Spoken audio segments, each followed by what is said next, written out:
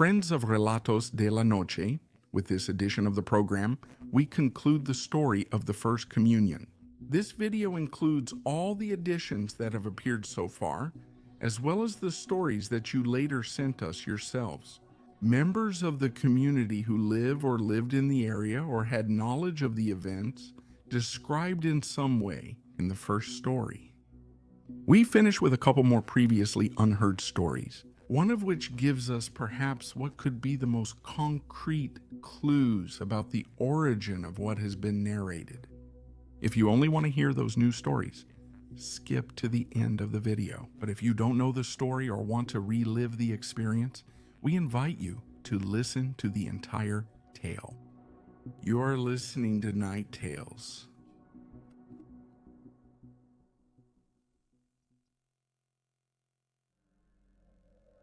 I'm going to share a time in my life that still impacts my family. My elementary school classmates still mention it, even though I lost touch with all of them. Just recently at a gathering, someone I didn't know asked me if I was that boy all those things happened to. My family claims much of what I'm about to say didn't happen, that it's my imagination, a way my brain uses to cope with the trauma. Even so, I'm sure that many who have lived around here will know the legends and even the characters I'm about to mention. I remember everything perfectly as if it were yesterday. Just weeks before, I finished my catechism and made my first communion. Carlos, my brother, 3 years older than me, hadn't made his first communion. He always refused and wouldn't tell my mother why. And therefore, the fact that I did it became almost an obsession for her. The first few times I attended catechism, she was so excited she took me herself. And she was there helping out at the church and taking care of Mary Carmen, my little sister, who was 3 years old at the time, until I finished. However, after a few times, Mari Carmen would start crying as soon as we got close to the church, which was located on a very steep hill in the Huaycura neighborhood of Tijuana. She said she was scared of the ladies in black, meaning, we assumed, the nuns from the convent next to the church. Much to her regret, she let me go alone, but I was accompanied by Diego, a boy from 2 blocks away whose dad always brought him. However, only on one occasion, after that, did she come with us, and then we started the walk to the church, to catechism, alone, just Diego and me. There was something strange in those days. Maybe there weren't as many people in the neighborhood as there are today, but I still remember those walks we used to take in what seemed like a deserted neighborhood, when only the strangest residents dared to go out. One time we left church late, well, not that late, but late enough that it was starting to get dark and we were in a hurry to get home. Instead of going down the main street, we took one of the side streets. It was much more deserted, but the way was shorter. We passed by the elementary school a few blocks from the church, and a sound coming from inside caught our attention. Hearing something at that hour in an empty school. At first I ran, but after a few meters I turned and saw Diego wasn't beside me. I stopped. Diego leaned over the fence, looking into the school at the 6th grade classrooms near the exit. I slowly went back and asked him what he was looking at, whispering. He answered me the same way. Be quiet, he's going to see us. Then I saw what he was talking about. Inside the classroom, 3 meters from the school fence and barely lit by the street lamp. The figure, the silhouette of a nun looking outside, motionless, macabre. I started running again, this time much harder, as fast as the extra weight I had back then would allow me. Now I really felt Diego's footsteps running to my right, When, a block later, without stopping, I asked him what the hell someone would be doing inside the school at that hour. When I turned around, I realized it wasn't Diego running next to me. Next to me was running a boy with strange clothes, blonde, who kept looking at me and smiling. He wanted to run faster and turn at the next street, even if that took me off the way home. But the little boy, unfazed, was running at the same speed as me, laughing at me. I got back to the main street and finally lost him. Exhausted, I stopped to rest. Then, hiding and running from lamp to lamp, taking advantage of the darkness of the streets back then, I managed to get close to my street again, almost going unnoticed. A block from home, I saw my mother hurrying with Mari Carmen. She was clearly worried since I was late. When she saw me, her eyes lit up with joy, then quickly turned angry as she scolded me for worrying her. "Now go up to the church and look for your brother," she told me. My blood ran cold. The last thing I wanted was to go back up. But when I tried to explain what had happened to me, she scolded me without believing a word. Crying, I retraced my route through the neighborhood to find Carlos, who had gone looking for me. A few blocks ahead, a scream put me on alert. Suddenly, two figures emerged from the darkness, running toward me at full speed. I wanted to run toward my house, but because of fear, I think my legs became completely clumsy and I just felt myself stumble. The figures were getting closer. I could even hear their breathing. One ran past me and the other grabbed me by the arms and lifted me up. It was my brother Carlos, and without saying anything, I knew that something was chasing them. I realized the figure running ahead was Diego, who turned around when he reached my street. He ran in even without us. He was very scared and knew he couldn't keep running at that pace for 2 more blocks to reach his house. When we went in, I was horrified. Diego's face was covered in blood, and my mom took care of him right away while she told us to call his father. Diego wouldn't stop crying, and the more they cleaned the blood from his face, the more terrified I became. It looked like a firecracker had exploded on his face, and there were pieces of skin hanging off. His father wasn't home and didn't answer, but a neighbor arrived a few minutes later and took him to the emergency hospital. My mother kept asking us what had happened, but I had no idea, and Carlos swore he didn't know what had happened either. Because we were all so scared, my mother didn't insist anymore. She made us a very light dinner and sent us to bed. Carlos then came over to tell me that he was going to tell me what he had seen, but that I had to swear not to tell our mom. He told me what happened. My mom was worried, so she sent him to find me. He ran through the neighborhood and was halfway between the house and the church, nearly at the school. When he heard the sound of something passing over him like flying, he glanced up, saw nothing, and continued on. However, after just a few steps, a child's voice called him from behind. "Hey, it's over here?" When he turned back, he saw a boy pointing him back toward the street. And from the description, it was the same boy who had run beside me when I was leaving the school. "He's one of the gypsy kids. I'm sure you've seen him," he told me. What he saw as he ran toward that street was a bundle right in the middle of it, a black bundle that was moving over something or someone. Even though the image was macabre and shocking, he picked up a stone and threw it at him, thinking that maybe it was me who was there, being attacked somehow. It was a very strange figure, but definitely human, and that didn't make him feel any less afraid.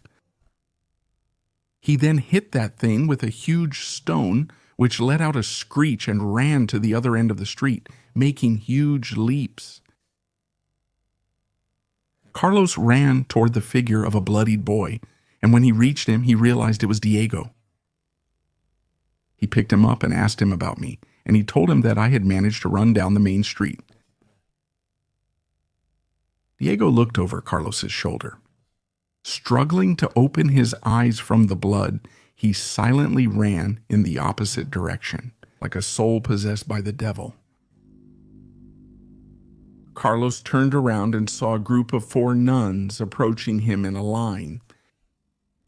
In a completely bizarre way, with their hands clasped in front of them, as if praying, and as if they were taking very tiny steps under their habits. But they were approaching at an impressive speed, as if running toward him. He started running too, and after a few blocks found me walking backward in fear until I slipped. He picked me up and we got home just after Diego. My mom won't believe us, but I had seen them before, he told me. They dress like nuns, and sometimes they come near the church, walk around, and just stand there watching. Do you know why I didn't make my first communion? He asked me. Because you don't believe in God?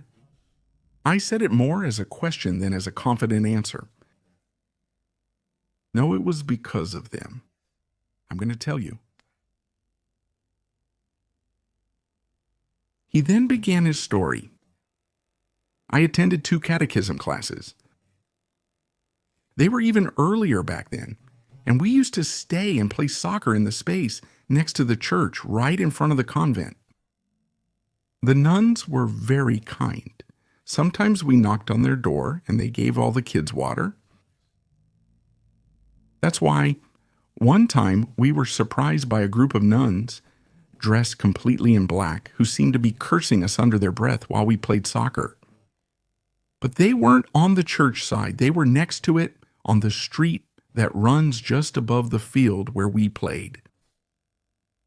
They really were saying bad things, very bad things. We were ignoring them until one of the younger kids went over to them to pick up a ball. One of them ran toward him as if to grab him, so he started running to us crying, while the others laughed out loud, almost shrieking. While we watched them behind us, the convent door opened and one of the nuns shouted at us to get inside the church.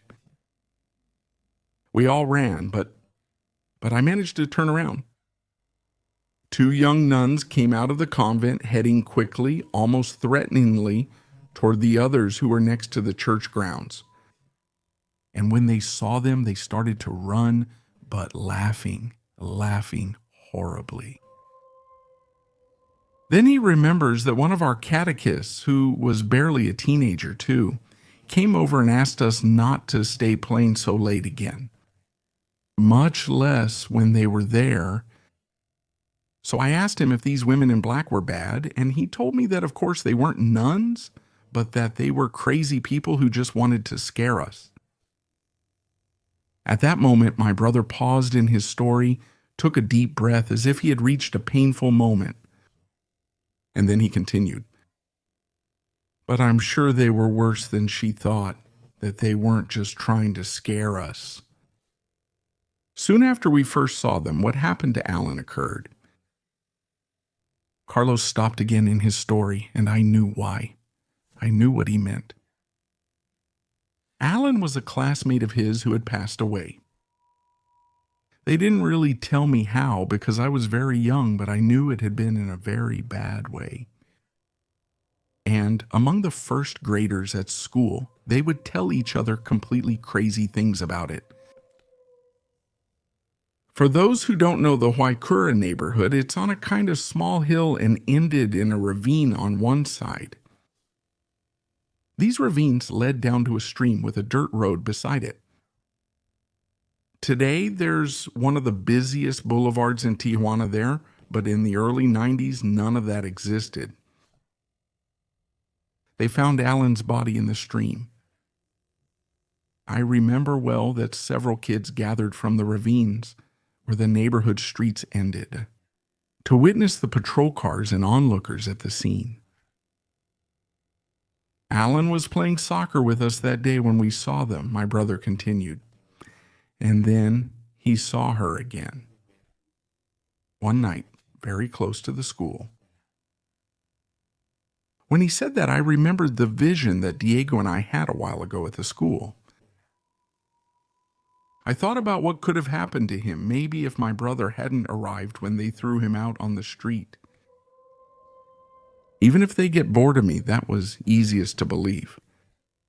From that point on, the most macabre and bizarre things in my experience happened.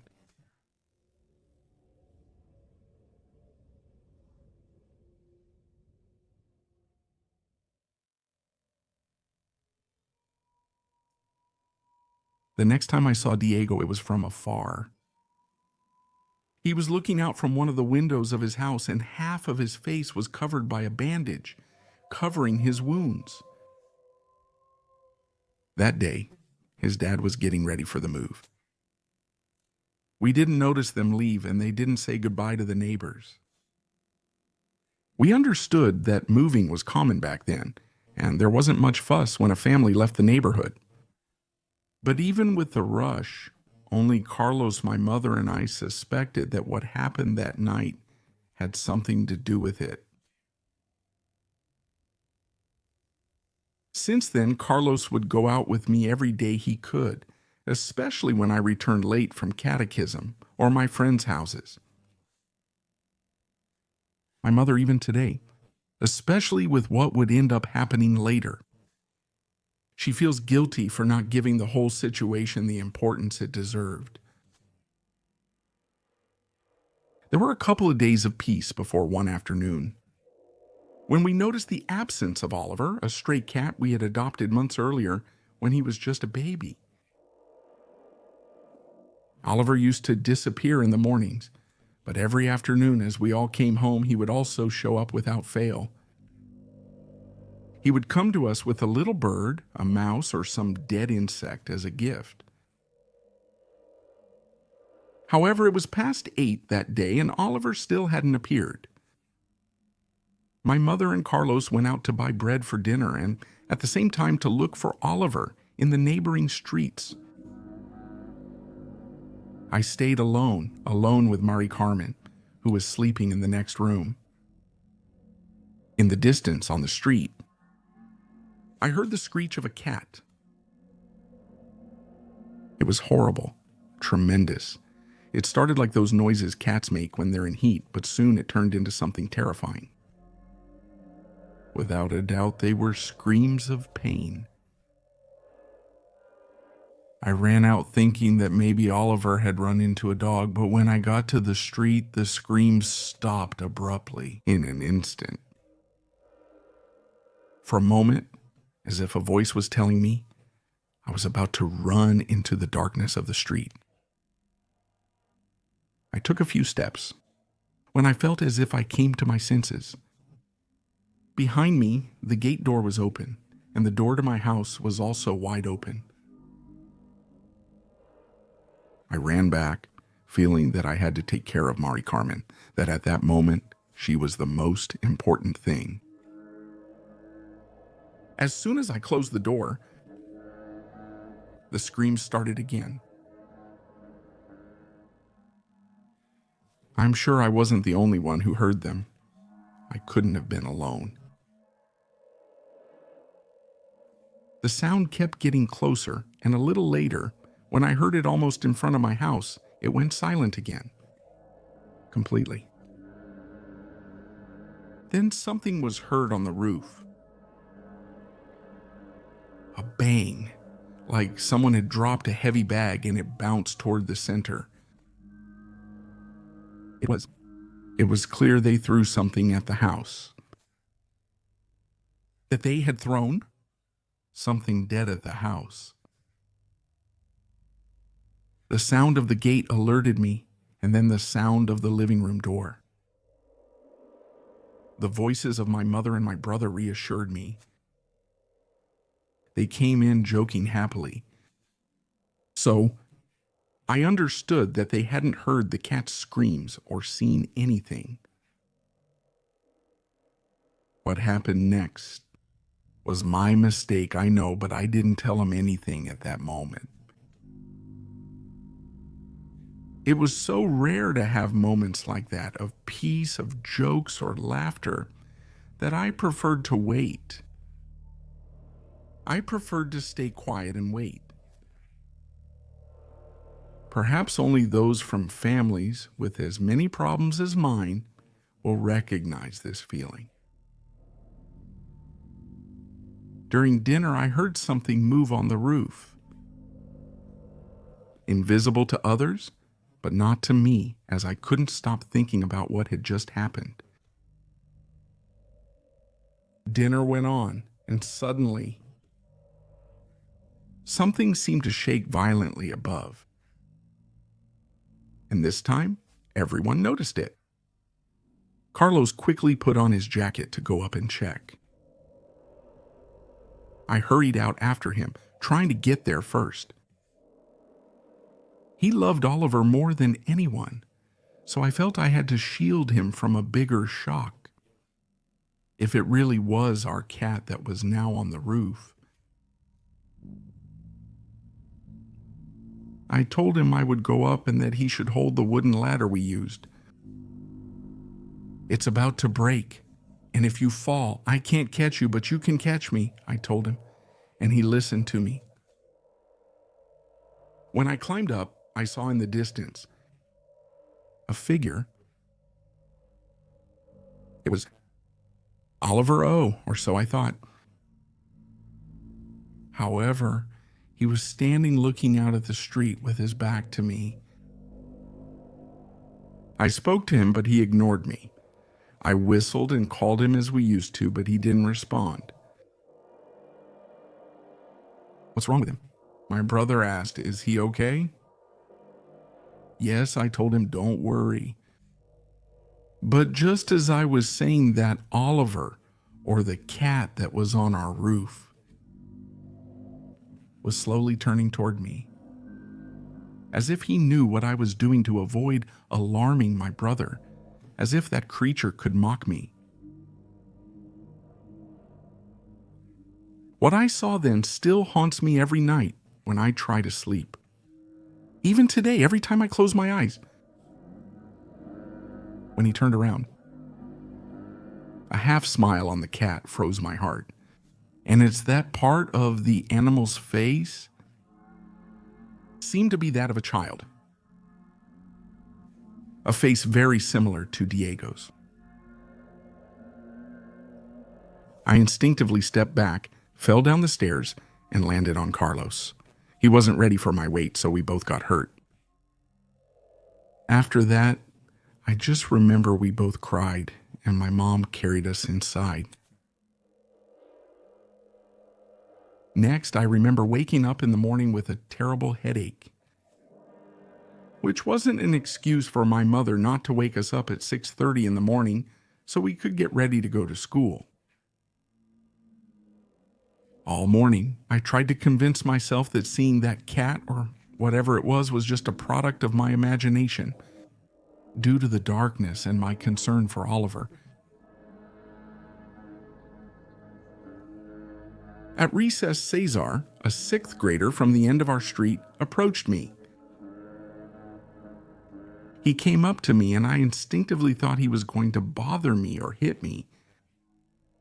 It was a reaction I had whenever an older kid came up to me or to someone in my group of friends.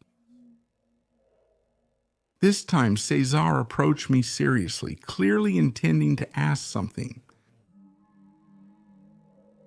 Hey, what's going on at night in front of your house? I told him I didn't know what he was talking about. Look, my dad always gets home late from work, he told me.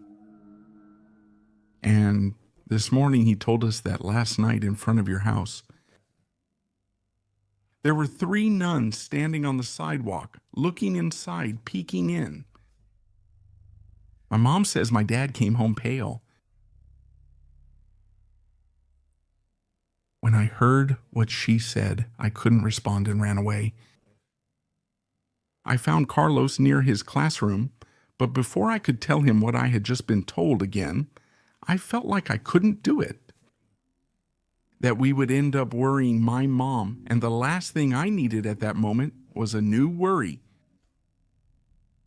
It was a strange feeling. I thought that by hiding it, it was less real, that if I didn't talk about the things that were happening, they would simply stop happening.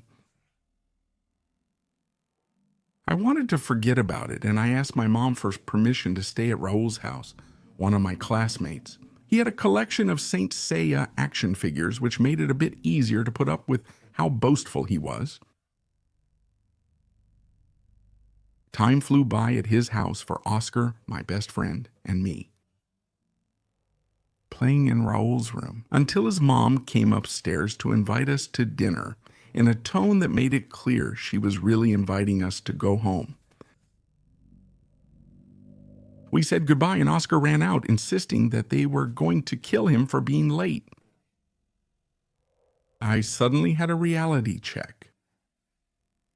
I was only a few blocks from home, but the street looked scarier than usual.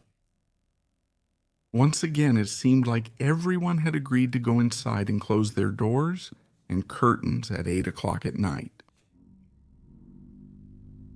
I started walking, slowly, as if that would make me braver, but a silhouette ran across the street and made me quicken my pace. A cat crossed the street, maybe just an ordinary cat, yet last night's vision kept returning. I was only grateful the full moon lit my way home a bit. Suddenly, I felt a tightness in my chest, and I couldn't get rid of the feeling that someone was watching me. I kept searching everywhere, not slowing my hurried pace until on top of a wall. Out of the darkness, I saw that cat again, with nearly human features and a very much too similar to our Oliver's. I looked away as if I hadn't noticed it and kept walking. The cat ran beside me. The wall it was on ended, and then it jumped from roof to roof without leaving my side, even though by then I was already running as fast as my body, sore from the fall the day before, would allow me. Suddenly, I no longer heard the cat jumping from roof to roof as it followed me.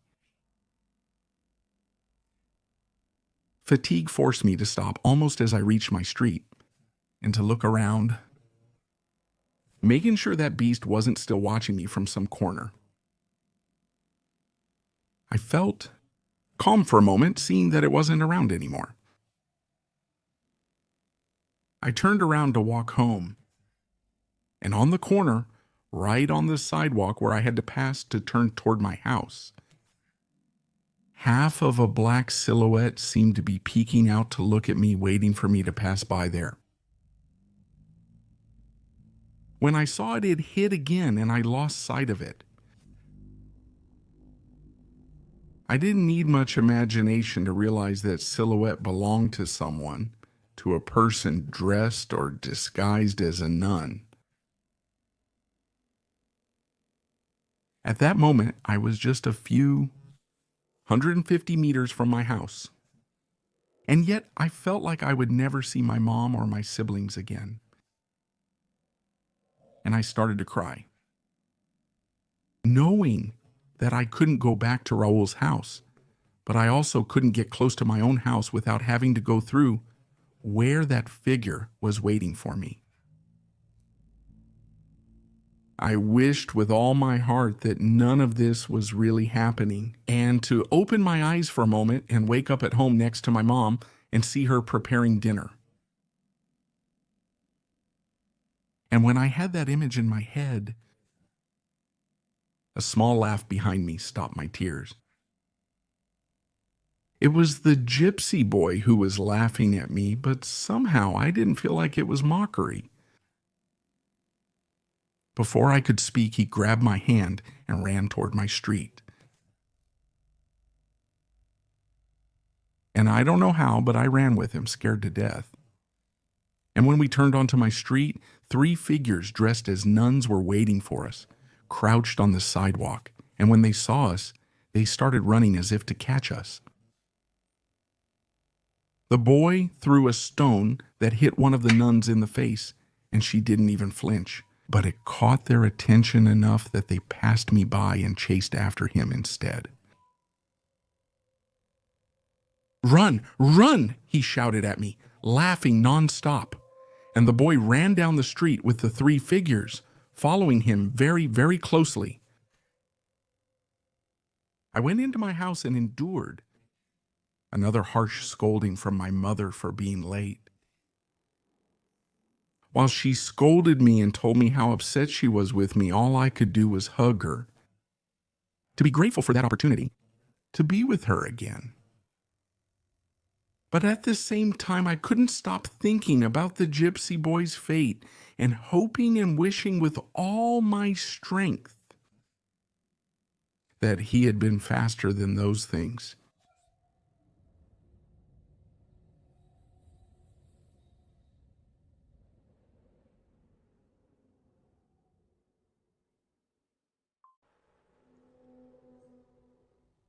When I say it felt like only the strangest characters lived in the neighborhood these days, I mean it. There were 2 of them around who might be very easy to remember for those who lived in that place back then. They were 2 little dwarfs who looked like twins, both with thin mustaches, like from the 50s, with their skin permanently damp from sweat and always dressed in suits and hats. There was another detail that made them a bit macabre, perhaps, to put it one way, at least for the neighborhood kids who watched closely. And the thing is, both of them had an extra little foot coming out of their leg at the ankle. You could barely see them, but they were noticeable. They always left very early to take public transportation and came back late at night.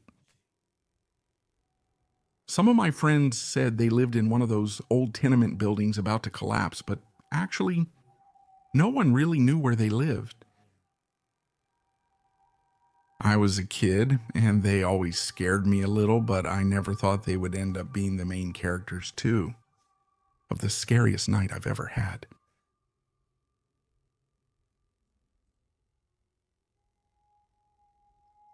I was only 8 years old. I don't get why they let me out that late, especially since my mom clearly didn't know everything that happened those days.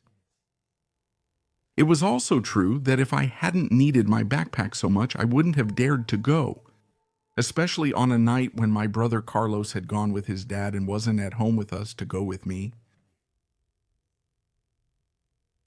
But anyway, it was 11 o'clock and I was heading to Oscar's house, my best friend, with my backpack with all my school stuff. Before heading home, he passed the old neighborhood abandoned for years and now home to 3 gypsy families. They called them Bulgarians, but even though they spoke little Spanish, I'm not sure they were originally from Bulgaria. When I passed by, the figure looking out the window caught my attention. I saw her silhouette clearly in the candlelight from inside. More than fear, I felt curious. I really hoped it was that boy who, I thought, saved my life and soul the night before. I kept waiting while I watched, hoping to spot a familiar figure. And eventually I did, though it wasn't the one I wished for. When they saw me standing in front of them, they turned off the light, leaving the window completely dark. That's when I noticed it. Up above, on the roof, was the figure of the cat again, that cat with a child's face that had followed me home the night before. If there was one thing I'd learned in those days, it was that the presence of that being signaled, the nuns, were near. So I hurried to walk toward Oscar's house. I tried to stay calm, but when I heard distant dogs barking, I ran again to my friend's house. Behind me, I could hear the barking getting closer. At first, it was blocks away in the distance, and then very close to me, maybe on the next street. At Oscar's house, I did something unusual. I opened the gate and knocked on the door. I'm not sure if it was due to that detail or the time I was going. Oscar's mom opened the door for me, looking pretty angry. As I was running over there, I was thinking about what to do or what excuse to give so they'd let me stay for a while until those things went away. With that welcome, I knew I had little chance.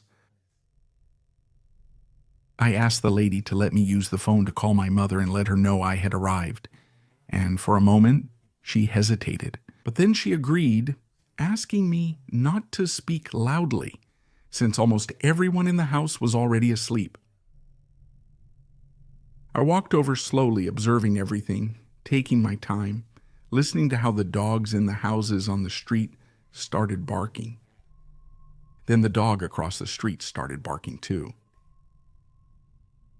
Oscar's mom seemed to ignore it and went to the kitchen. I picked up the phone.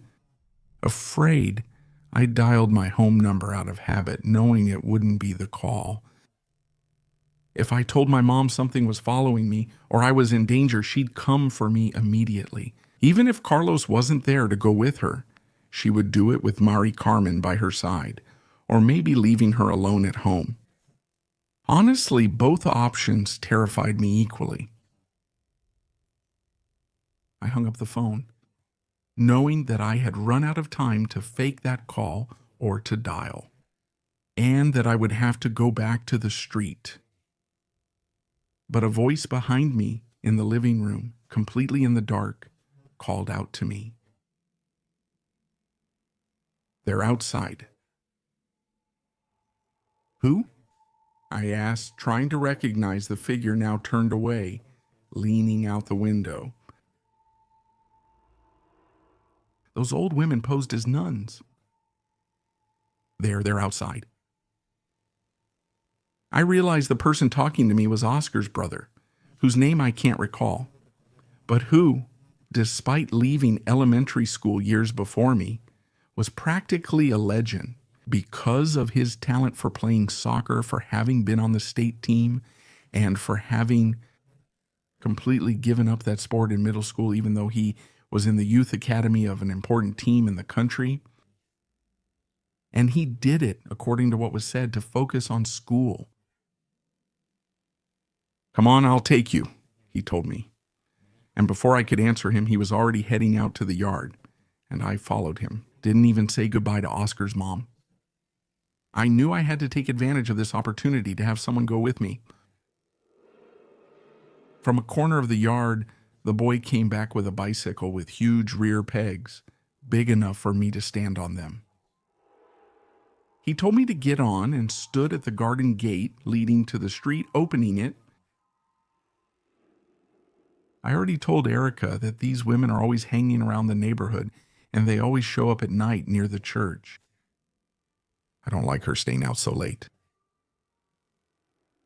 Then I realized there was a rumor that this guy was Erica's boyfriend, my catechist, and I understood why we saw him so much around the church, riding around on his bicycle. I was thinking about that when a sudden pull almost knocked me off my bike. He left the house within seconds, sped off on his bike, and skidded to a stop at the street corner, so low we nearly fell. But we kept going at full speed, taking advantage of the slope of the street we had joined. The barking I heard announced the presence of those things. They had stayed behind, but he didn't seem to want to slow down. Suddenly, the sight of the headlights of a car coming toward us made him turn, without even slowing down a bit to get us up onto the sidewalk.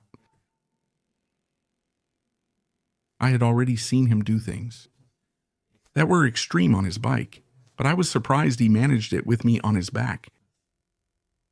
However, the fear of falling was much more bearable than having to run into those nuns again.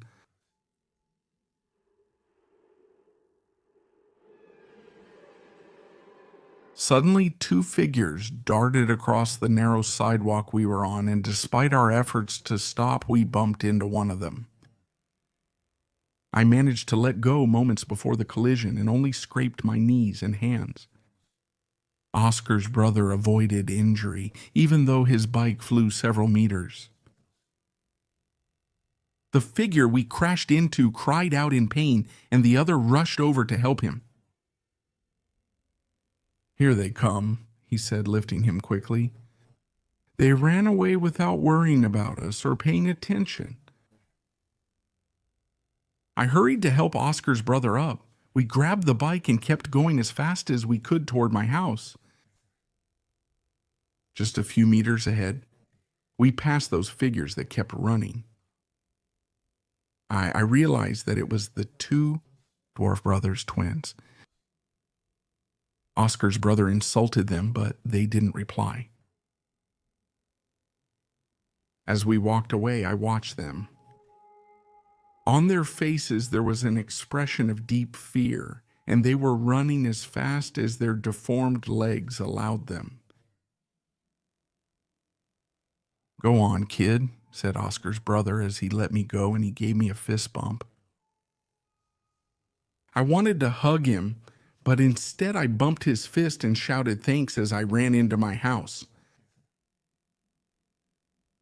Dozens of dogs were barking desperately in the distance, getting more and more aggressive, and I didn't know what to think, but I finally felt safe. I went in and my mom scolded me, telling me it was the last time I was leaving my things at someone else's house, and I could barely catch my breath. However, I kept nodding nonstop, knowing she was right. It was the second time that someone selflessly helped me avoid having to face those things. The next morning, my mom had breakfast with one of her best friends, an elderly lady who was like an adopted grandmother to us. My mother told her about my fall from the roof, and then they both asked about my recent scrapes. I had to explain that I'd fallen off a bicycle the night before.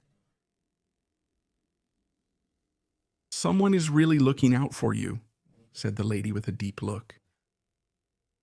"Maybe your dad in heaven wants you to safely reach your first communion." I didn't know what to say to her, but it made me think, even though I was a child, that the luck I'd had those days is maybe it wasn't something normal. On our way to school, we passed a vacant lot near a small triangular park, now crowded with police and onlookers. My mom avoided that kind of thing and made me keep walking without looking back. At school, Oscar ran to me when he saw me. He said his brother was harshly scolded for sneaking out with me at night and took a long time to return home. He said that his brother claimed to have seen the gypsy boy peeking out the window of the apartment building when he was on his way back home. And when he told me, Oscar got very serious, as if he had said something crazy. "Why is that strange if the gypsies live there?" I asked him. "No, not anymore. They all left a few days ago and abandoned the neighborhood," Oscar said. Maybe because of that news, I spent the rest of the day at school like a zombie, thinking more about the gypsy boy and what had happened to me the night before. After leaving school, I went to the neighborhood and saw everything was real. There were even things scattered outside the little houses, as if they had been left behind in the gypsies' rush to escape. It seemed strange to me that I hadn't noticed those details the night before. But when I looked out the window, Through that same window where I had seen the figure, I could almost feel that someone was looking back at me from inside.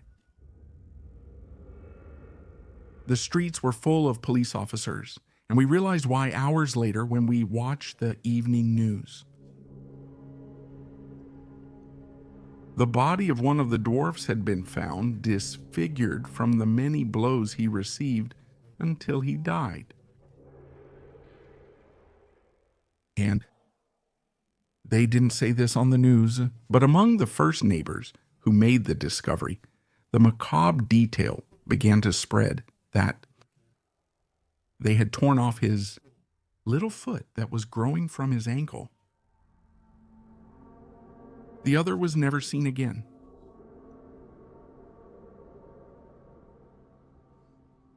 Back then, the city wasn't used to that kind of violence, like maybe it is today. The news was alarming for the neighbors. They even moved up the catechism classes we used to attend. I spent a few days seemingly at peace. One afternoon, my mom brought in the laundry and told my brother his cat was on the neighbor's roof. Carlos ran out and I went after him, but by the time we got outside, we only saw the silhouette speeding away. That night, the dogs barked nonstop on our street. I would look out from the window of our room, and sometimes I thought I saw silhouettes of people walking on the rooftops near ours. I couldn't sleep all night. Even though I couldn't see the nuns, I knew they were there. I could feel them, and that made it even more terrifying. But I wasn't the only one they scared. I don't know how many people, especially children, suffered from the same thing back then. Back then, everyone knew what happened to a girl from my elementary school. But in the afternoon shift, it happened to her. When she left, it was almost getting dark. At the end of the school, on the side facing the ravine, there was an area of white soil where some children played. This girl had forgotten something there. And when classes were over, instead of going straight to the exit, she ran to that far end of the school. That end also bordered a completely deserted kindergarten at that hour. It's said that the girl saw someone walking between the classrooms of the kindergarten. She moved closer to the fence separating the schools for a better view. Then she recognized the figure. It was a nun. The girl wasn't scared because she thought it was a real nun who, for some reason, was working in the kindergarten garden then. She even obeyed when the woman called. Immediately after, the girl's screams caught the attention of students and teachers who saw from afar how she was being pulled toward the kindergarten garden. Several people rushed over, jumped over the fence to reach her, and when they found her, she was crying. She insisted that the horrible woman had tried to bite her, and when she heard people approaching, she ran toward the ravine and jumped over that extremely high wall in a single leap. No teacher wanted to corroborate that story. A janitor did tell it, but it was an open secret that was passed down to us, the afternoon kids. Something happened. That was the only thing I managed to find out. They didn't tell us what happened at the church, but our ceremony was postponed for 2 weeks. Oscar's brother told him, and he had heard it from Erica, the catechist, that someone had broken in to vandalize the place. I was never able to confirm it, but it is true that the next time we went into the church, there were several repairs that could be noticed. Another child vanished in the neighborhood then, The rumor of a group of child snatchers, as they were called, who looked for unattended children to kidnap them and sell their organs, had spread. But a few of us still thought that maybe those nuns had something to do with it. When I dared to talk about them with my mother, I realized that she and her friends had already run into them at some point. For many years now, they had roamed the streets at night for a long time, and people considered them crazy women. Some even claimed they were nuns expelled from their convent for dark practices. The truth is, no one knew where they came from or where they took refuge.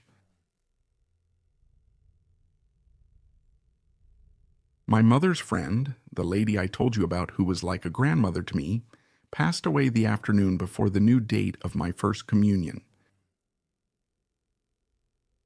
My mother spent the whole day at her house receiving the lady's relatives, who had traveled from far away to say goodbye. She took Mary Carmen, and I stayed with Carlos. Something that went beyond the pain of the lady's death was weighing on me. It made me feel sad and empty inside. Carlos felt the same way.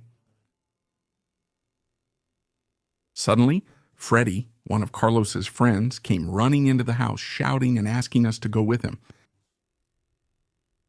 "They found the nun's house," he shouted. "It's a cave in the yard of an abandoned house by the church." We doubted him at first, but he kept telling the story confidently. "They went in with a crying child. Neighbors came out and locked themselves in the cave. I just came from there." Without thinking, Carlos put on his jacket and took his bicycle. He told me to stay, but I didn't dare. 5 minutes after they had left, I also ran out on my scooter. I headed toward Iglesia to see if I could find the commotion of the discovery there and follow the noise. About 15 minutes later, I had arrived at the church completely exhausted. But there was no one around. I couldn't hear anything. I walked down the street toward an area of the neighborhood I'd never been to, and the night was completely silent, calm, and quiet. I got to a place, a house that looked a lot like the description Freddie had given us. It had only been a little while, but there was no one there. The neighboring houses seemed deserted. The lights remained off, even though it was just about to be 10 o'clock at night. I walked away afraid until the horrendous screech of a cat came from the yard of the house I had reached. I hurried to get to the church, and I swear that the figure of a nun was watching me. Then, from the roof of the church, hidden behind the tower, my hands started to shake, and I could barely control my skateboard because of how scared I was at that moment.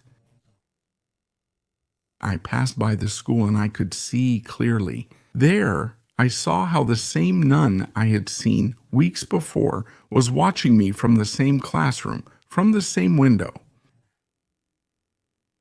This time, Carlos didn't even know that I had run out after him. My mother was at her friend's house.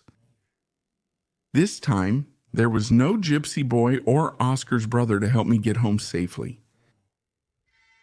And in the middle of the street, about 50 meters away, the figure of a third nun was waiting for me. I turned around and ran toward the school and ran toward the main street. At some point, I had lost my skate and I was just running as fast as my legs would let me.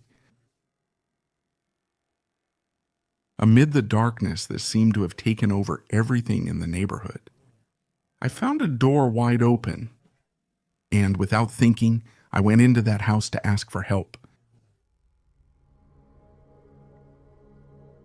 I went in shouting that I was alone, asking them to please help me, that someone wanted to rob me. and a man appeared in the living room. He was surprised and asked what happened. A man of dirty appearance, bald, shirtless, who could barely be heard speaking because he spoke so slowly, in a very strange way. I asked him, please, to come with me to my house to help me get to my mom, to look for my brother. However, without flinching, he put on some thick glasses. And, after taking a look at the street, he locked the door behind me. No, it's not a good idea to go out right now. After he said that, I replied I'd leave, but he repeated in an annoyed tone he wouldn't let me, that it was dangerous for me to go out there.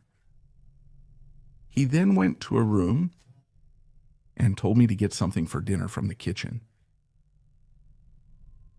At that moment, I felt extremely dizzy. I couldn't believe that on top of everything that had happened to me, I had fallen into the clutches of a madman.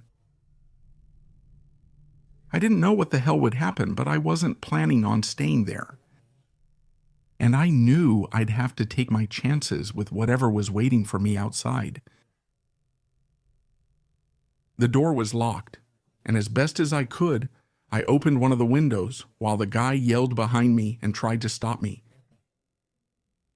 I managed to run out into the street and heard laughter behind me.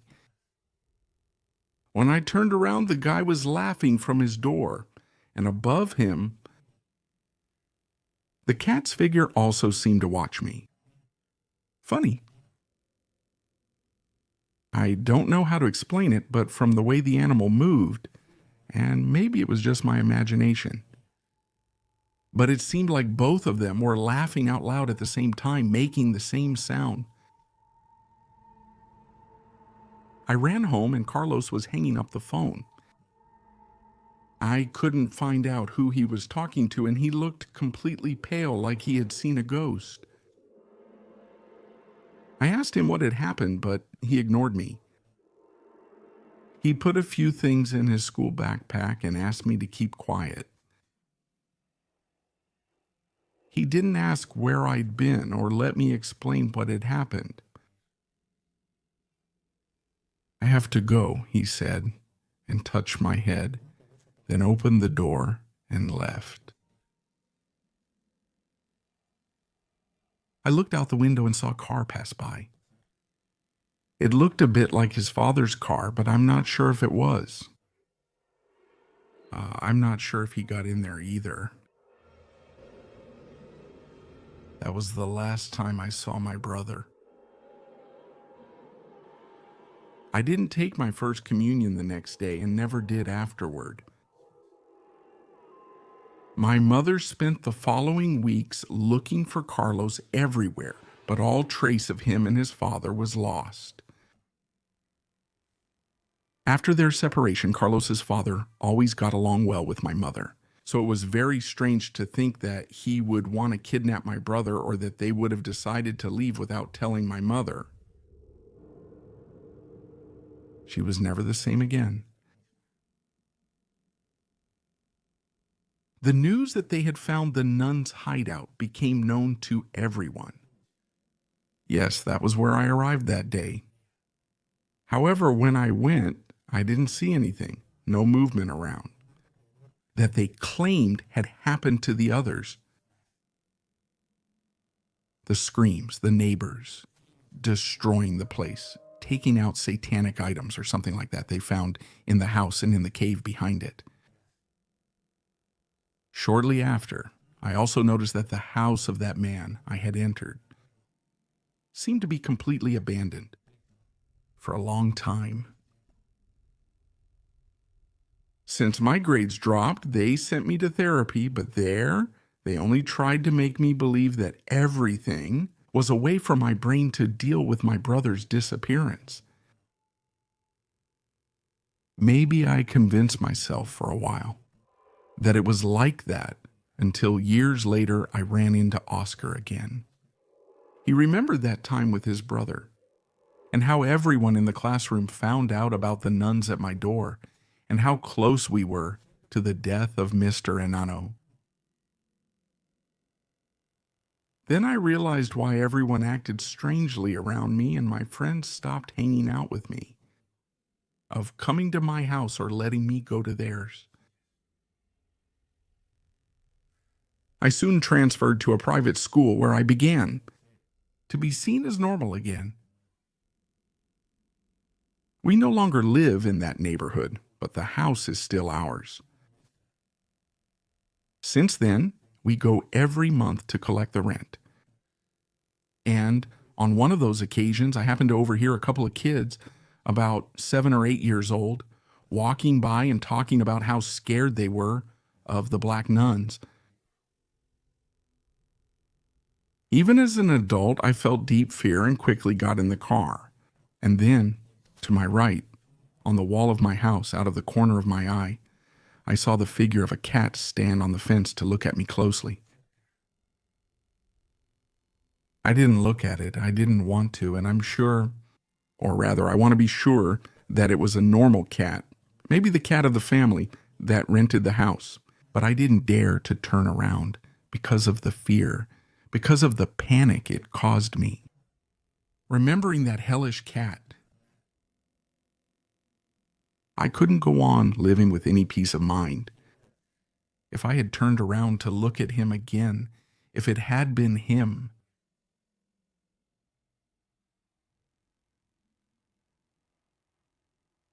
you know, sorry to send you one more message, but I forgot to tell you something important. Sometime after what I told you happened, after I almost had my first communion, when they were building the boulevard that now surrounds the neighborhood, the body of a boy was discovered buried just a meter deep in the road. He was unidentified and unclaimed. As if he had no family, as if he had been a gypsy.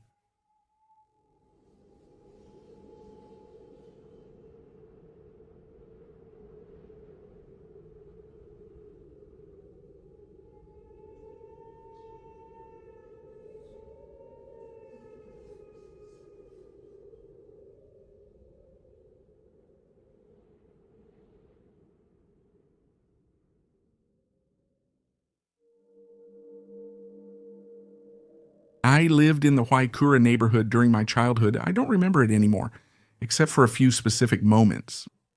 We moved from there before I started kindergarten, so I don't remember walking the streets of that place. But recently, a cousin shared with me the video they made about the story of the first communion. He's a little older. He even remembered visiting us in that house, in that neighborhood. I got curious when I heard it and asked my parents if they had any information about it, or if it was true about the appearance of those nuns in the neighborhood. But none of them knew anything. None of them ever saw anything or had heard about it. My cousin and I listened to the final episode together at a family gathering. We discussed it outside, and one of my uncles overheard. He asked us what we were talking about. When we told him, he shared his own experience with us. He had seen something similar, but not exactly in that neighborhood, but a few kilometers from there, going up Cerro, Colorado. Azteca, I think he said that was the name of the neighborhood. My uncle rented a small house near the last streets before the closure made it impossible to keep building. He had just arrived in Tijuana, probably in the 80s. He became friends with some guys who all lived in a very small room next to him. They were from Oaxaca and always invited him to eat. My uncle enjoyed eating with them, and since he didn't know many people in the city, began spending weekends with them. Sometimes they would climb to the top of Cerro, Colorado to see the whole city from there. Back then, they were almost on the outskirts of Tijuana. Today, this hill is almost the center of the whole city. One of those times when they went up a bit late, they stayed up there for quite a while until night fell on them. So they were going to try to go down a more dangerous path, which would take them much closer to the house. Night was about to fall completely. Before carefully going down an area where they could no longer walk and would have to crawl, one of his neighbors asked him to turn around. In the distance, they saw a group of 7 figures climbing up the hill. They were walking in a line and leaning forward. Because of the darkness, they could only make out a silhouette, and they had no idea what or who it was. "They're girls," one of them said confidently, though he hadn't seen them either. "Let's go see what they're up to." Since they were all very young, for some reason they thought that was a good idea. 3 of them did run back, climbing up again, excited about what they thought. It was a group of girls, although it wouldn't make much sense for girls to go up to that place alone at that hour, although it wasn't as dangerous as it is today. After a few minutes, they thought they had lost sight of them, but after a while they were able to see them thanks to the light of a campfire in a clearing before reaching the top. They wondered how they had climbed so fast and gotten so far ahead. It seemed impossible, but someone said they must know a better route. As they got closer, they thought about arriving and saying they were lost and asking if they could stay with them, but as they approached, they started to get worried. Some chants started to be heard, and even though they didn't recognize those words, that language, something inside them made them know they should be scared. The 7 women stood contemplating a figure, burning in the center in the fire. They seemed to be dressed as nuns. My uncle and the other boys hid about 100 meters away, watching them. But one suddenly saw them again and, letting out a shriek, started running toward them. The boys started running too. They fell, rolled, got up. The woman's shriek grew nearer. They ended up going down through a neighborhood that was not the one they had gone up through and where they had never been before. They ran to a light on the first street visible after coming down the hill. Light came from a house with people and children outside. It was a small house, the kind that sometimes serves dinner. They rushed in asking for help, frightening everyone inside. Before they could finish explaining what had happened to them, a Cholito was already at the door. The nun, the woman, she shouted threateningly on the sidewalk without entering, and the children ran down the street, and others ran to the back of the house crying from the fright. The lady of the place, apparently the one who sold the food, started yelling at that demonic thing to go away. She approached to chase it away, threatening it with a large knife. "Leave in the name of God," she shouted, while this woman just smiled and mocked her. As the lady approached, threatening to cut her, the nun ran and jumped back toward the hill. And meanwhile, 2 neighbors who had just arrived were asking others for help to go after her. But they were finally convinced by the lady that it wasn't a good idea, and they went back to their homes. "It's been a long time since they came around here," said the lady. She then offered food to my uncle and the 2 boys with him. My uncle managed to live there for a whole year, right next to the hill. The boys from Waka left sooner. Even though they kept hanging out and spending weekends together, they never went up Cerro Colorado again.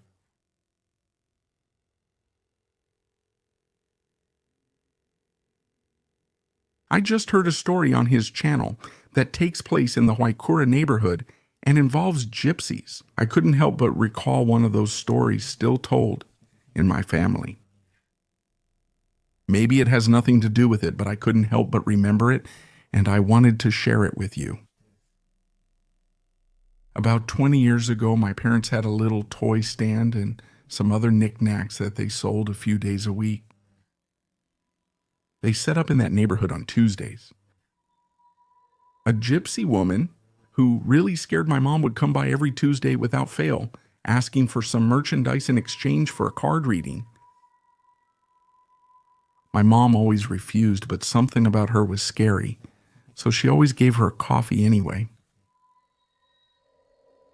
One day, the gypsy woman arrived with 2 girls. She again asked my mother for something in return for reading her cards, and my mom again politely declined. But she offered her some coffee. The gypsy took it, thanked her, and kept walking. However, as she left, my mom noticed, as if in an almost imperceptible movement, the girls with her had taken toys from the stand, and they weren't girls' toys. They had specifically taken the ones that looked more expensive. My mom stopped them and asked the gypsy woman to check them, saying they had taken something by mistake. No, they didn't take anything, she said very confidently with that strange accent she had.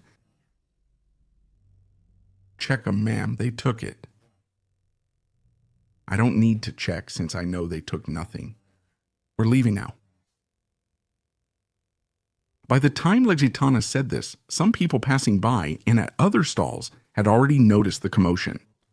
And my mother, now more scared and embarrassed than anything, without saying a word, went back to her stall. But the voice of the man from the next stall was heard loudly, then coming out shouting from behind his small counter. If they didn't take anything, then what is this? As he spoke, he grabbed a toy from the gypsy woman that she had taken in front of my mother, who hadn't noticed. The girls bring things too, the man shouted. Turning to my mother, he showed her the toy and asked, "Is this from your stall?" My mother couldn't answer. The gypsy woman's gaze pierced her and practically prevented her from speaking. Finally, she nodded hesitantly. The man gave her the toy and told the gypsy woman not to steal there again. By then, the girls had already disappeared into the crowd.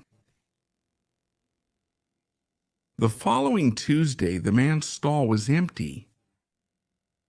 My mom developed arm pain that made it hard to carry things, so she stopped selling in that neighborhood. My dad could only go on weekends, and since they had to travel to another part of the city, they stopped going. Around that time, a woman started showing up at my house. I never saw her. At first, only my mother saw her, but one night my dad also saw her clearly, beside my sister's crib, in the room with them. After we moved, the woman seemed to stay behind. There's another detail. It might be unrelated and I need to confirm it, but I'm pretty sure it was around then that Dandy, the cat who'd been with my mom for 12 years, went out one night and never returned.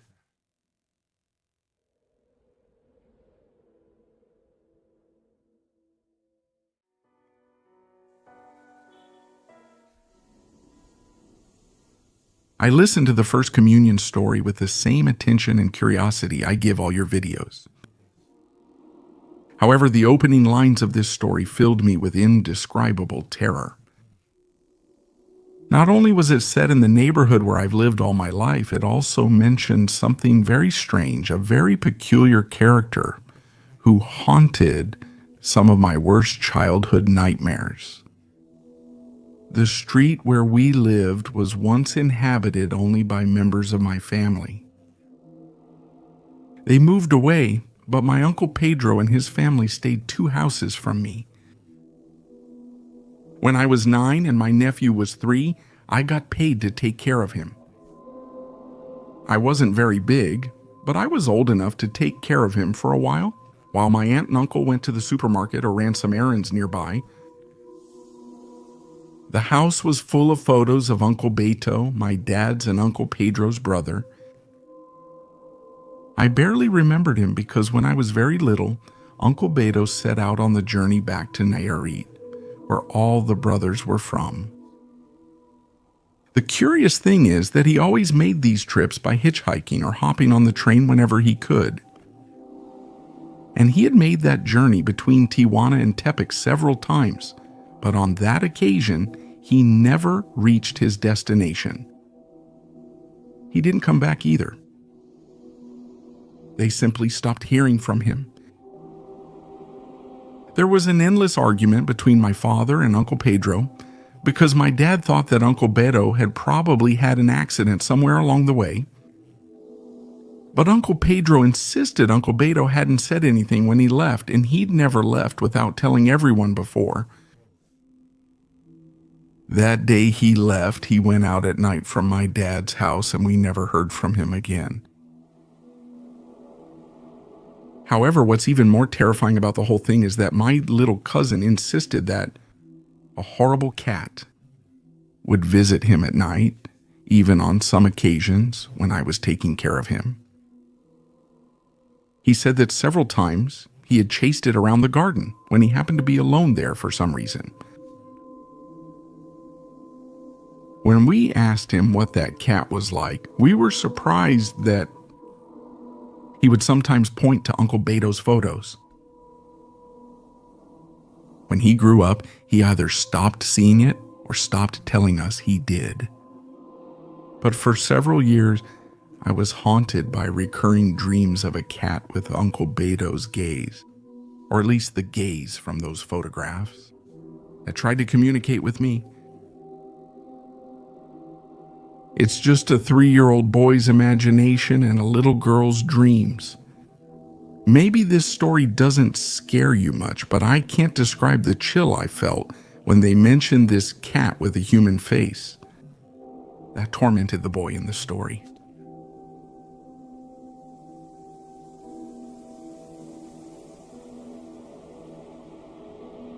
I lived a good part of my life in the Huaycura neighborhood. Even today, I live just 5 minutes away in the El Lago neighborhood. Literally, just across that ravine where they found the dead boy. I truly remember my years there peacefully. But after listening to the videos, I've been able to remember some details that had never come up before.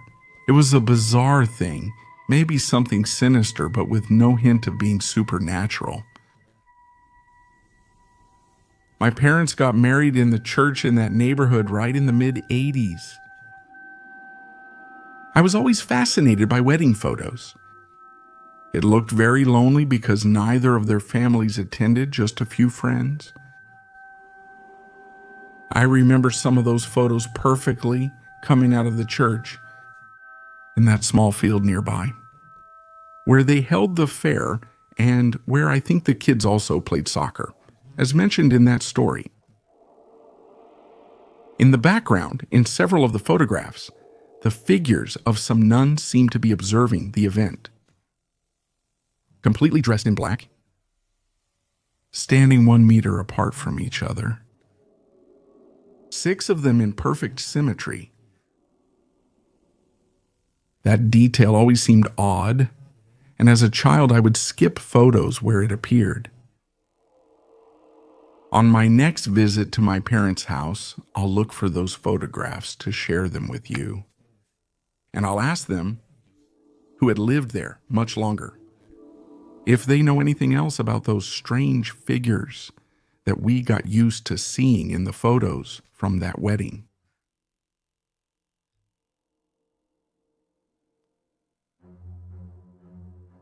My grandparents lived in the neighborhood mentioned in the first communion story since they arrived in this city. My grandmother still lives there, now accompanied only by her kittens and about a dozen lovebirds.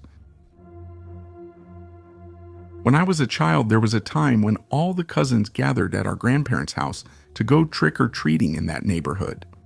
One Halloween night,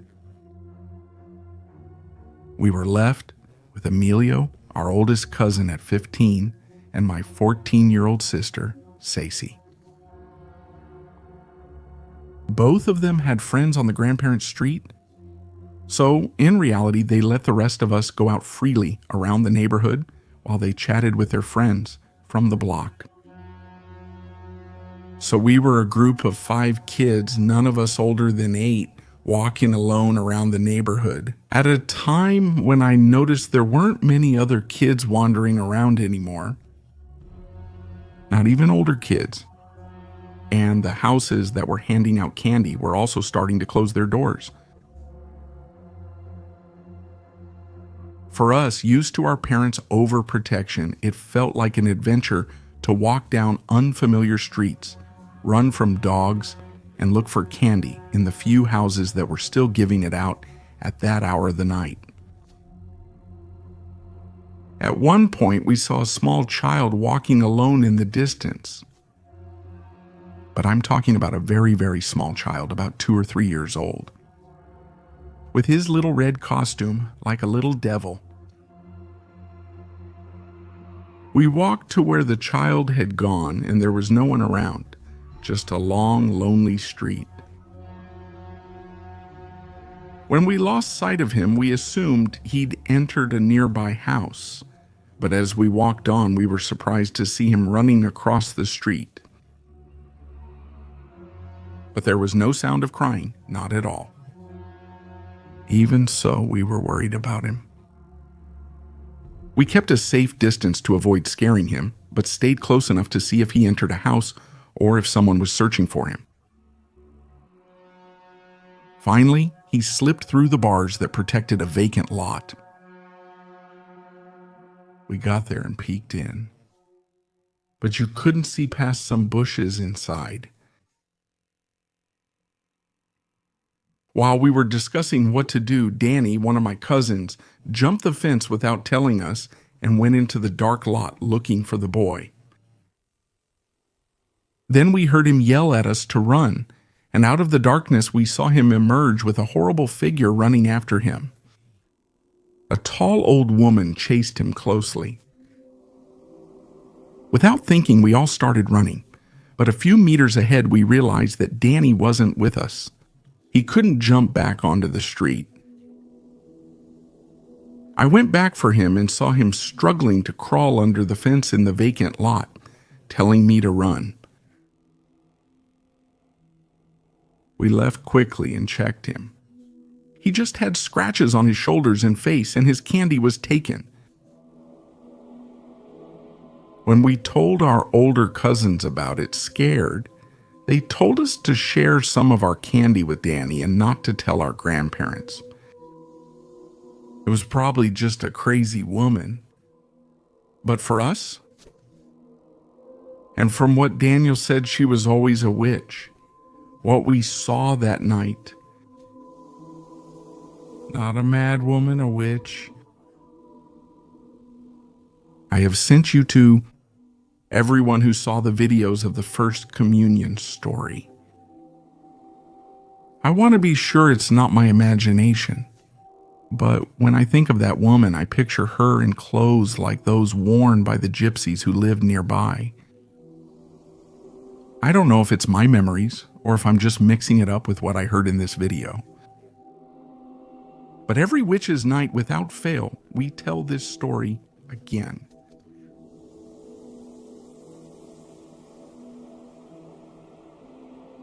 I also lived in that neighborhood from the stories, but unlike the kids in the story, I was rarely allowed to go out at night. I lived on the last street of the neighborhood. It was called Punta Esteros, right in front of my house. There was just a ravine that led to Insurgente Boulevard, and from our window you could see the lights of a large part of the city. At the end of the street, where it ended, a small wall fenced it off, with a huge house right at the end. I saw a path through the hill that some people used to enter or leave the neighborhood. In the middle of that path, there was a strange structure that for many went almost unnoticed there, halfway up the hill. It was a structure that looked like the roof of a house, but it was barely about 1 meter high. I was always curious to know what was inside, but I didn't really like walking around there. So I spent a long time without knowing what the heck was in there. One time, when I was with one of my school friends at my house, we decided to walk to the end of the street and go down the hill on that path. And it was a total disappointment. When we reached the little house and looked inside, we saw it was empty. It seemed to be an altar. Empty, nothing else. It's just that the floor inside was made of dirt. I always imagined that it was an entrance to somewhere, maybe some magical place. I did see the nuns walk by in front of my house, or at least a group of women in long dresses with their heads covered, who walked by in front of my house twice in the early morning. My older brother and I witnessed that. They walked to the end of the street. We figured they would probably go down the sidewalk unless they were heading to the big house at the end. My brother became obsessed with finding out who they were from the first time we saw them. They made the dogs bark like crazy, but strangely, they never woke up my parents, even though at least my mom was a very light sleeper.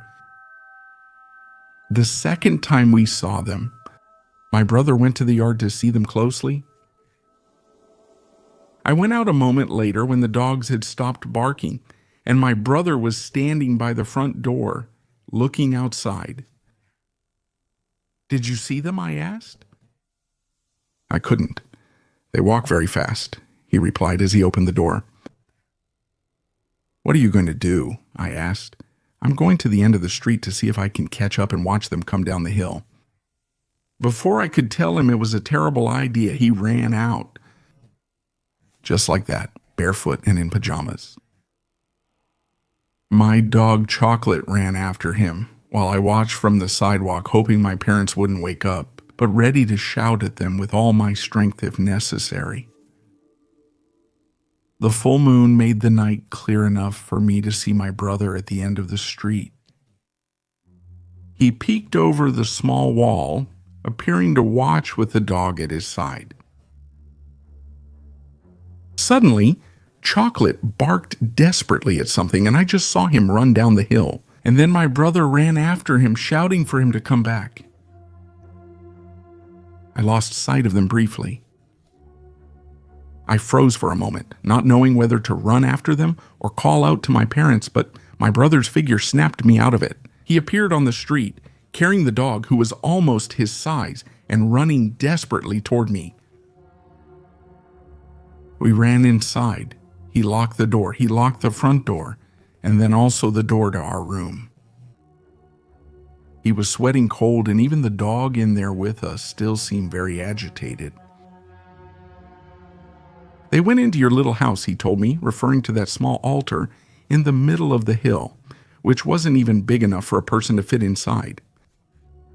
"They all went in there, but an old man was outside like he was keeping watch. He saw Chocolate and me and yelled at us.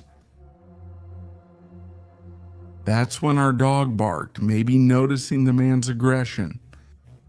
But my brother managed to stop him moments later."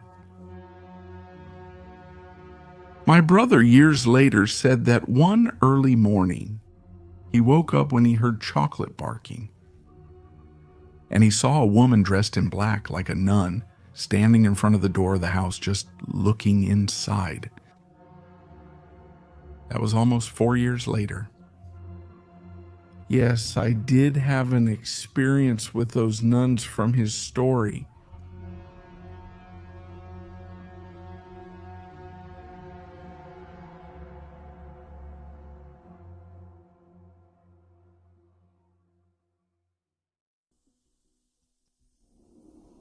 Hearing this story was strange. Remembering my neighborhood, the streets, the people, the stories that haunted us as kids, and the nightmares that woke us in the night. I grew up next to Gato Bronco Road, which later became a boulevard and is mentioned several times in the video. I remember when they found not just one child's body, but several at the time. Even during times of heavy rain, That was a place where unfortunate victims from other areas, maybe somewhat far away, ended up. Among the many paths that went down from the neighborhood to those ravines, a group of kids had built a hideout. A cave formed among several bushes and small trees that made a perfect circle, very small but perfectly covered. Even as a child, you had to crawl in and always stay crouched inside, but that was what made it a perfect hiding place. A friend, Chui, invited me. He was one of those who had built that club, so to speak, and had contributed things for the others. And that was the condition to get in. You had to contribute something, and then you could use it whenever you wanted, as long as you didn't bring someone from outside without authorization. What I brought the first time were some sodas, canned drinks, and not much else. And then that day, from among the bushes, I saw how my friend took out some of the items that someone else had shared. Among them, a collection of loose magazine pages, some torn out completely and others just badly cut fragments. They all featured nude women. Behind those folds, the ink starting to fade. It was the first time I saw the female body that way. It was fun to go there. Tomas and Gabby were the oldest kids in the group. They were 12 years old and were the leaders and first founders of the club in that hideout. But soon after, we stopped seeing Tomas. My friend Chui said that he had gone to the other side, to the United States, but I never really knew for sure. It was a very common step back then, one that almost everyone took, one that I ended up taking myself. Because today I'm writing to you, in fact, from Oregon, where I've been living for more than 2 decades.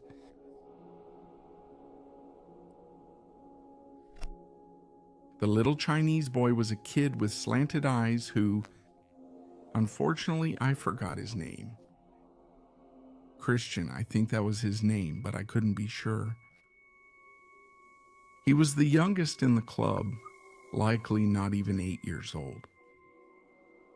Ironically, he was most interested in the nude photos. I had brought some of my Justice League comics for him, but they didn't seem to interest him. And I remember clearly, with total clarity that afternoon, I was playing soccer with my neighbors when down the street that crossed, I saw Chinito walk by. He seemed to be in a hurry. I yelled, asking where he was going, and he said to the club.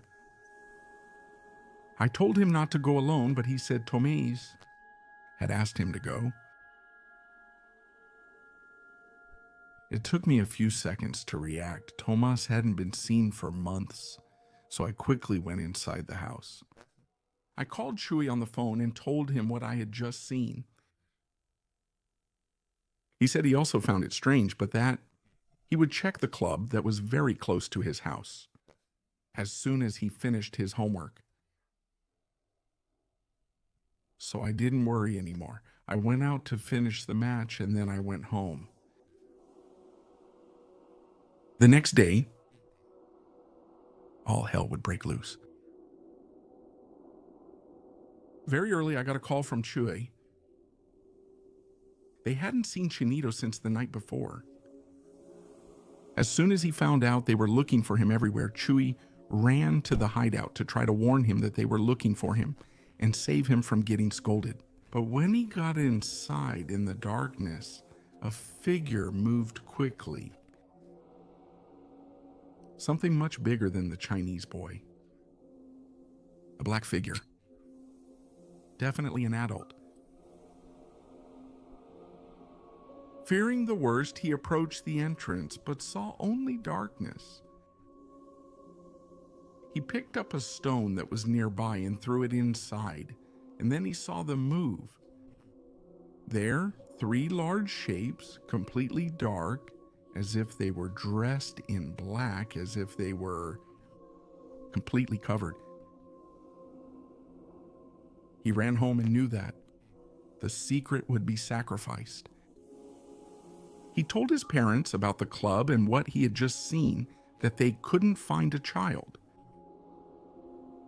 They quickly contacted the little Chinese boy's parents and, with several neighbors, searched for the hideout in the ravine. They didn't find anything, neither the hideout nor the items we had been bringing. But it was clear that the biggest bush, which served as the roof for the whole hideout, had been pulled out very recently. Anyway, they didn't really believe Choi. On Monday, at school, another boy approached us who had just joined the club and whose name I also don't remember because we only spoke 2 or 3 times. According to him, he had seen from his window how that night a group of women was walking down one of the paths toward the ravine. He noticed the silhouette of a small child among them. We were never able to confirm that it was Chinito, although we did talk about this with his parents. And nothing was ever heard from him again. When I left the neighborhood, his parents were still living in the same house, in total and permanent sadness since the disappearance of their son.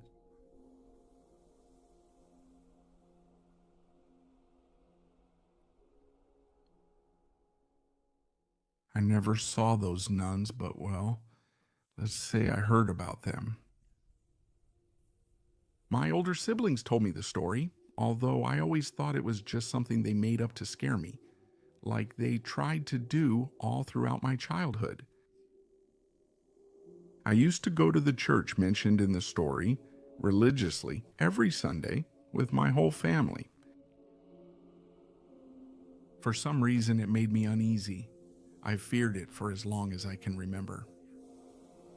Even more so, the nuns who were always around. My siblings, noticing this, told me that I shouldn't be afraid of them, but of the ones who had left. I remember that, as always, I didn't really want to pay much attention to them, but they kept telling the story over and over. And I thought they were making up more and more details just to scare me. They mentioned that a nun was continuously seen on the church roof at night, and eventually, the neighbors mentioned it to the parish priest, asking if it was normal or if the woman had some kind of illness. It was a macabre sight for the poor, who had to walk down that street in the early morning and noticed that a nun would peek out from the bell tower to watch them. The problem wasn't solved, but it did draw the attention of the community and the priest, more specifically, to what was happening at that convent during the early mornings. They say that the priest, the sacristan, and the Mother Superior put a plan into action to find out which of the nuns had that strange habit. They weren't scared of anything, even unusual things, but maybe just the sleepwalking of a sick woman or the imbalances caused by an illness that could put her in danger herself. One morning, they noticed a nun quietly leaving the convent and entering the church. They thought they had found the woman who went up to the bell tower, but this nun came out a few minutes later with a container of holy water. Then she headed toward the street. From a good distance, the 3 of them followed her until they lost her as she turned onto a street. They walked stealthily and tried to guess where she had gone. And then the fire's reflection on the wall revealed several shadows that appeared to dance inside a house. They got closer and noticed that it seemed to have been uninhabited for years. But at that moment, there were definitely people inside. Thinking that the nun might be in danger, they went in there, and what they discovered left them horrified. Around the fire, 7 women were dancing, all dressed as nuns, but with different habits. 2 of them were, without a doubt, from that convent, but the other 5 were complete strangers. They danced in such a way that it was clear that under their habits, their bodies were naked. And in the background, among symbols they clearly identified as demonic, a child, a very blonde child, watched the scene in terror. Something made the 3 witnesses feel a deep fear. They rushed out to call the other sisters, the police, and trusted members of the small community at that time. Although it took them only about 2 or 3 minutes, Father understood that the boy could be in imminent danger and decided to go back for him alone. By the time he did, the women, the boy, and the fire had disappeared. But the sound that seemed to come from that dance never had, somehow hiding the escape. The nuns of that congregation, the 2 who were there in this ritual, never returned. But a group of nuns dressed in black, completely in black, began to be seen from time to time wandering around the area. The strangest thing about all this is that my brothers still swear today that this story, only their imagination, their mischief to try to scare me. But knowing the details, the stories they've been telling throughout this series of tales, I don't know. You all tell me if I'm not right, to make me even more scared when I hear them.